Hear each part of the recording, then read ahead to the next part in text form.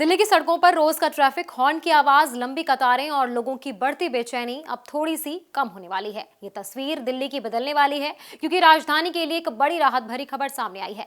दिल्ली सरकार ने traffic jam से निजात दिलाने के लिए 2 बड़े इंफ्रास्ट्रक्चर प्रोजेक्ट्स को मंजूरी दे दी है, जिन पर कुल करीबन 3000 करोड़ रुपए खर्च होंगे। मुख्यमंत्री रेखा गुप्ता की अध्यक्षता में हुई कैबिनेट बैठक में बारापुला फेज 3 और एमबी रोड एलिवेटेड कॉरिडोर परियोजना को हरी झंडी मिल गई है। इन परियोजनाओं का मकसद राजधानी में सफर को तेज, आसान और सिग्नल फ्री बनाना है। सबसे पहले बात बारापुला एलिवेटेड रोड फेज 3 की करें तो इस प्रोजेक्ट के लिए करीबन 1635 करोड़ रुपए की संशोधित लागत को मंजूरी दी गई है। ये एलिवेटेड रोड सराय काले खां से मयूर विहार फेज 1 तक बनाया जाएगा। ये मौजूदा बारापुला कॉरिडोर का विस्तार होगा, जो पहले से ही दिल्ली के कई हिस्सों को जोड़ता है। इस प्रोजेक्ट के पूरा होने के बाद मयूर विहार से एम्स तक सिग्नल फ्री कनेक्टिविटी मिल सकेगी, यानी बिना रुके, बिना ट्रैफिक सिग्नल के लोग सीधे अपनी मंजिल तक पहुंच सकेंगे। इससे न सिर्फ पूर्वी और दक्षिण दिल्ली के लोगों को फायदा होगा, बल्कि नोएडा और गाजियाबाद से आने जाने वाले लोगों को भी बड़ी राहत मिलेगी। सरकार का दावा है कि इस परियोजना के बाद सराय काले खां, रिंग रोड, डीएनडी और NH-24 के आसपास ट्रैफिक जाम में बड़ी कमी आएगी। इस प्रोजेक्ट को 30 जून 2026 तक पूरा करने का लक्ष्य रखा गया है। बात कर लेते हैं दूसरे बड़े प्रोजेक्ट की, महरौली बदरपुर रोड यानी एमबी रोड एलिवेटेड कॉरिडोर और अंडरपास परियोजना। इसके लिए करीबन 1471 करोड़ रुपए का बजट पास किया गया। इस प्रोजेक्ट का निर्माण DMRC द्वारा किया जाएगा, जो मेट्रो परियोजनाओं के लिए जाना जाता है। इस योजना को 2 हिस्सों में लागू किया जाएगा।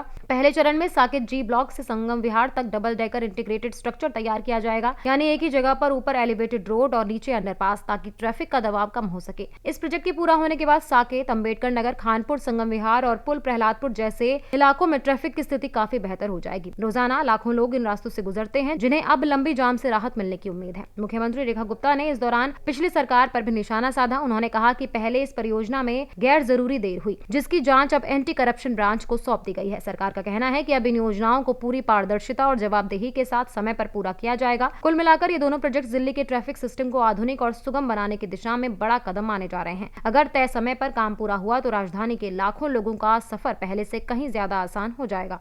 Subscribe now and press the bell icon. Never miss an update.